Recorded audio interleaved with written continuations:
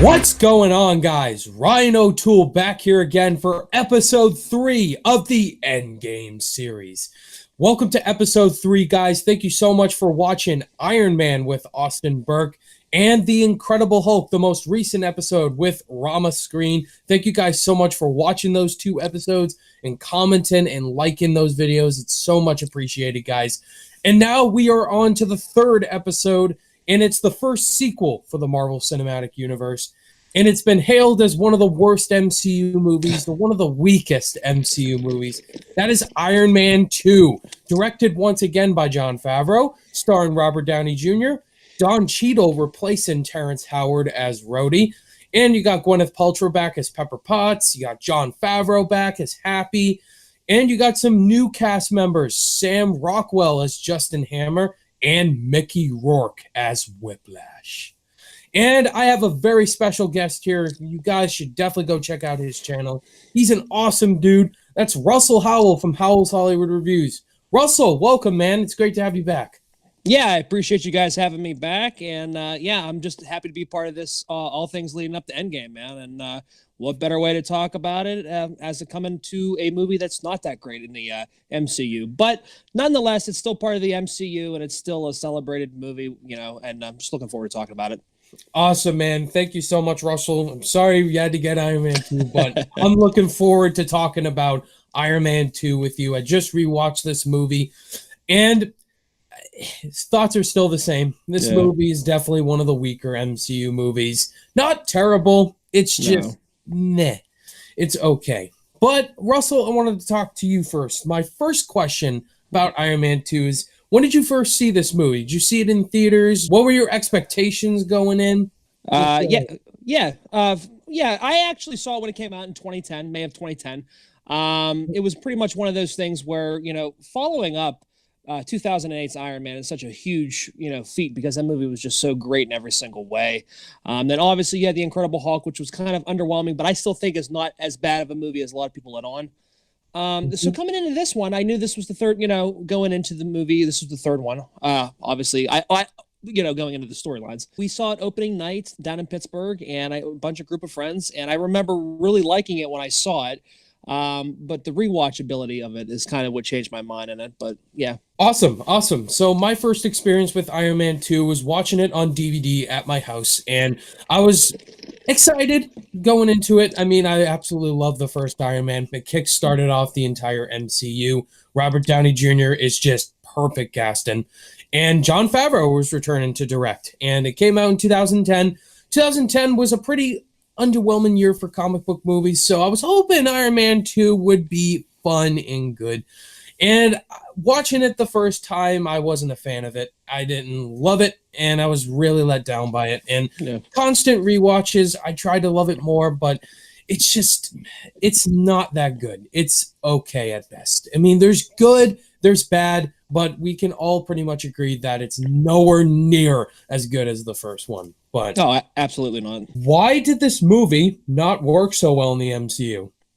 I mean, honestly, I think it comes down to it, and I hate to say it because obviously we had 2009. The Wrestler came out with Mickey Rourke, and that's why he was cast as Whiplash, because of the success of, you know, the critically acclaim that he got for that, an Oscar nomination, which I thought he should have won.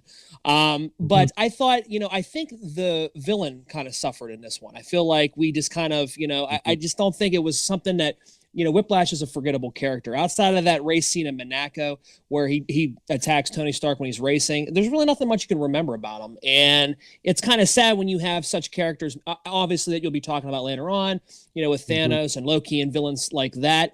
Whiplash is just, he's he's a forgettable character, and it's unfortunate because Mickey Rourke's such a great actor. So, yeah, to me, I think the movie suffers from the lack of the villain role. I 100% agree. Mickey Rourke is a fantastic actor, and this character could be very compelling and interesting. Yeah. He's had a bad history, bad taste with the Starks in the past. They've done him wrong.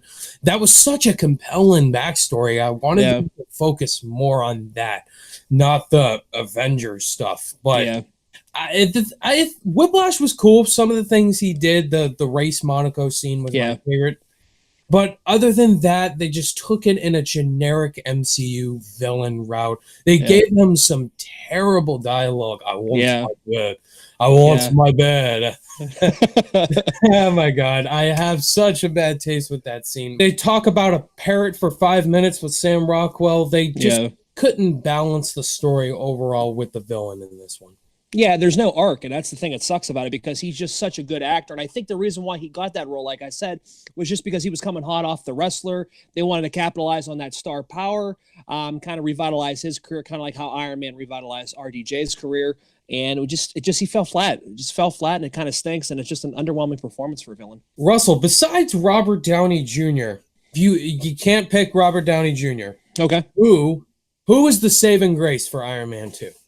Saving grace for Iron Man 2. I'd say just the banter between him and Pepper. I'd say Gwyneth Paltrow. Okay. To me, I'm not. I like Don Cheadle, but I liked Terrence Howard better as Rhodey. Agree. And Agree. I really think he's a very underwhelming, Rhodey. Just from my perspective, I like Terrence Howard better as an actor. To me, I just think that Gwyneth Paltrow, just the banter between him or between her and RDJ, I think really just helps save this film. I was gonna say Gwyneth Paltrow was my saving grace as well, but Yeah. I like Don Cheadle as Rhodey. He was a good replacement, but yeah, Terrence Howard was better. I totally 100% Absolutely agree. Yeah, I liked his charisma, and I just don't buy the military aspect of Don Cheadle like I bought Terrence Howard, but I love his War Machine. He's a badass War Machine, and there's so many awesome scenes with War Machine and Iron Man. I think we both agree. Gwyneth Paltrow is fantastic. Absolutely. Yeah, you definitely, she's the most likable character in Iron Man 2 for sure. Yeah. And Tony Stark in this one, he's just unlikable throughout the whole movie. Yeah. And yeah, they had a great, they definitely improved Pepper Potts in this one. That's the one positive I have. For sure. Now, here's an interesting question, Russell. Did you think back in the day that the MCU would have ended because of how bad or the bad reception this movie got? Do you think the MCU would have ended here? No, because when I think back, I mean, this was 9 years ago this movie came out, and thinking back when I first saw it, I mean, I was 9 years younger, so 26-year-old me was like, I was a fan of it because anytime you see a new Marvel movie, you want to defend it. Just because you're nerdy in that aspect, you want to kind of defend things that you really enjoy. And I didn't think it was gonna make or break the MCU. It made buku bucks at the box office. It was a huge draw. Not all these movies that you'll see later on are critically praised as good films. You know what I mean? They make their money, so that's the main goal that these guys want to do. They've only started to get better with storyline and other things a handful of years ago that they really started focusing on character development and actual good stories and with good villains and stuff like that. But I didn't think this was going to make or break the MCU. I was curious to see what they were going to do next. I'm like, well, we got 2 Iron Man movies. Where do we go from here? So yeah, I was really curious what was next. What was up MCU's sleeve? Incredible Hulk and Iron Man 2 released back to back. I was like, ugh. I was wondering where they were going to go next. And thank God we had Thor, Captain America, the Avengers. I think the Avengers was where they really started to get their storytelling to perfection. Absolutely. And yeah, I definitely didn't think it would end, but I was just a little curious. Yeah. All right, let's talk about our favorite scenes in this movie. Now, Russell, if you could pick one scene, what is your absolute favorite scene? You know what? I really like the scene, and it's kind of funny because this isn't like it's not a huge scene, but I always love it just because RDJ just sells it so good. It's when he's talking to Natasha's character, Romanoff's character, and he is basically talking to her and saying, if you had one day left, how would you spend your last birthday or whatever? And she goes, I'd celebrate, I'd celebrate. And he's just getting hammered on his birthday in the Iron Man suit, just having a good time. You hear California Love blaring, and he's an absolute disaster. He's hammered, drunk, intoxicated. And I just love he is his character's kind of just let go. We see, he's always been kind of like, not stern, but he always has like a stick up his ass where he doesn't really actually let go his character. And this is the first time you kind of see that a little bit because he's not invincible like he thinks he is. And I think he really starts to understand that, his days may be limited and you know what I mean? Celebrating it. I think is the best way to do it. And I love the showdown with him and Rhodey. I think that really builds a lot of character between the two of those guys. Yeah. And so I like that scene a lot. I mean, I know it's not like a big action, sequence of scene. I really like that scene though. The War Machine and Iron Man fight scene, that Yeah. was awesome. That was the first time we see War Machine and Iron Man fight each other. That was an awesome fight scene. Yeah. And also the showdown with them against all those Whiplash bots. Yeah. Yeah, that was an awesome scene. Like seeing the connection between Robert Downey Jr. and Don Cheadle. That was awesome scene. And like the touching moment that I really, really liked is when Tony got all of Howard's old video footage and stuff like that. Yeah. And I love this scene, and it's the feel good scene of the film, I think, is when kind of Tony kind of questions like how his father was, like didn't have really like love him or something like that. And he goes and says, I built this all for you. And he's talking, he addresses Tony and says, you may not understand this right now, but he goes, my greatest creation was you. Absolutely love that scene. I love the feels. It has all the feels to me, and I just love it. And I think Tony realizes his purpose in that scene. I think he realizes there's more to it. My other scene is the I call it the ex-wife scene. Yeah, I love that. Sam Rockwell as Justin Hammer when he's showing off all those weapons. I just love that line. Yeah, I call it the ex-wife. That was the funniest line in the whole movie. I'll take them, all of them. Yeah. Now, let's talk about our least favorite scene. Russell, what's your least favorite scene? Well, there's a handful of them, man. Let me just make a like honorable mention. That opening scene with Whiplash is awful, where he screams. I just want to throw that out there. That's almost like right up there with the Vader. No, Yeah. So I would say that, and I don't know. I just would say a lot of the Whiplash scenes. Like I can't really peg a scene. I think it's just like a lot of the wasted dialogue, how like you and I were talking earlier, just wasted dialogue, like where's my bird and this. That's and that. My third scene. I want my bird. And it's just I feel like we don't build the character. Like we're worried about a bird. You know what I mean? We should be building his character up, giving him more reason to hate Tony Stark. And I feel like we're just wasting talent with Mickey Rourke. And I think a lot of his scenes, a lot of Whiplash's scenes outside of the Grand Prix race scene, I think it's just wasted time with him on screen. And then the dinner scene. That's just freaking awkward. Yeah, super awkward. I don't buy that chemistry at all. Now, Russell, did you like the end credit scene to this movie? Were you satisfied overall? Yeah, because honestly, speaking from somebody who doesn't know a whole, like I don't read a whole lot of comics, but obviously know characters. To see that Coulson find the hammer of Thor's, I was like super excited about that, because I was like, wow, we're gonna get another, we're getting a different story now. So obviously we have Iron Man, we have Hulk, now we're setting up a new character, and I was excited about it. It was nice to know that we weren't getting another sequel spinoff of another character, but we were dealing with a new one. So yeah, I liked it. I really did. It was a cool setup. I agree. Yeah. And then Coulson's with Iron Man. He's like, I'm on a mission to a new mission in New Mexico. Yep. And then that was cool how they added that in with the first Thor movie. Yeah, for sure. Coulson arriving and he sees the hammer. Sir, it's here. Yeah. I love that end credit scene. It's just short and sweet, to the point. Yeah, it is. It's boom, boom, and here we go. We're gonna have Thor. So yeah. This is my favorite question that I wrote. Right. If you directed Iron Man 2, okay, what would you do differently than Jon Favreau? I mean, I guess at the time I know he was going, and I'm beating a dead horse here, but going with the villain choice, man, I would have casted somebody else outside of Mickey Rourke. Again, I understand where you're going because of the fact that he had, like I said, he was on top of his game. He was kind of revitalizing his career after The Wrestler. And even Sin City and other films before that he was decent in. I'd recast the villain. I mean, that's just a flat out what I would do, and I would build more arc for you to hate the character more, not so much like you dread all the time that he has on the screen. You know what I mean? You want you want it to be a little bit more believable. So I would recast Whiplash. I would definitely take out Nick Fury, and I would definitely incorporate Scarlett Johansson more as a great side character. Like Nick Fury didn't need to be in this movie. I would have recast the villain as well and make it more compelling. I actually like Sam Rockwell. I would have kept him in there, but I would have Rockwell's perfect. I would have definitely focused more on Whiplash's arc and him hating Tony Stark and the Starks in the past. Absolutely. I would also focus more on Tony and Pepper and focus on that storyline and War Machine as well. Just focus on an Iron Man sequel, not setting up this Avengers movie that's going to come out. Yeah. Because let's face it, that's not what we came to see. So I mean, they almost set it up kind of like how DC sets it up with a villain. You know what I mean? They just want to hurry up and rush it into, you know what I mean? Oh, here's a couple movies. Oh, we're going to have Justice League, guys. You know, you got to build it in. You got to make it believable. And that's the thing when you go into films, you know, you want to hate the characters. You want to feel what, you know, you're obviously your protagonist and your antagonist. You want to hate the antagonist. You really want to know and understand why they hate the protagonist so much, you know, and you don't feel it really that much here.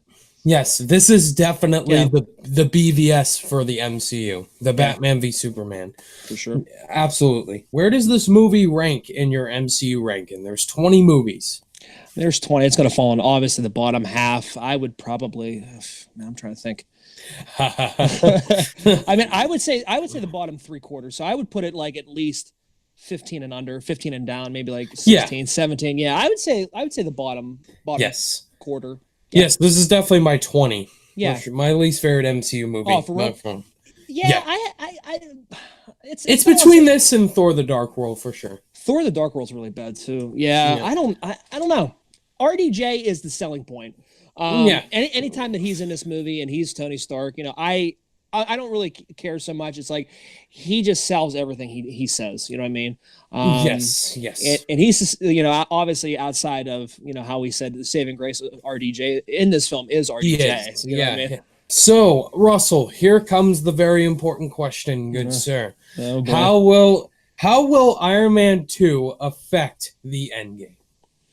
I don't think it will. I really don't, because kind of how you and I were talking about. I mean, when you have a movie that's like, you have 20 films and you have a lot of good, really solid, good films. You know, it's really hard to, you know, you're kind of left in the dust, and I don't really think they're going to focus on anything in here. The only thing that I would see them maybe even doing is with, you know, Stark's core poisoning. You know, get poisoning, because that's the only time that we really see him as super vulnerable.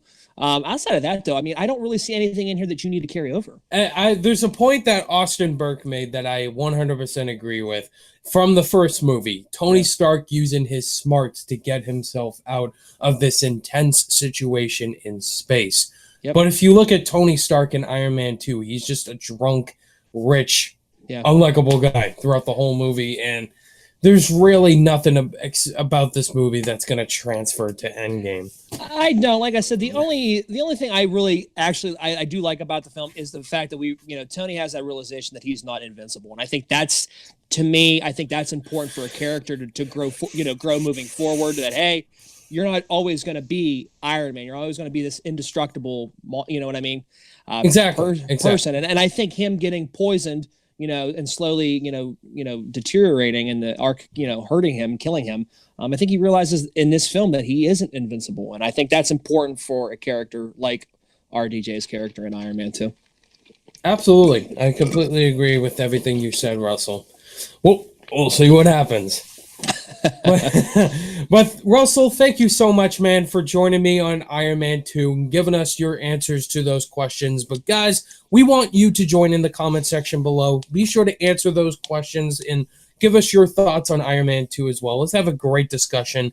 But most importantly, Russell, thank you so much for joining me once again. And tell my lovely subscribers where they can find you on your social media.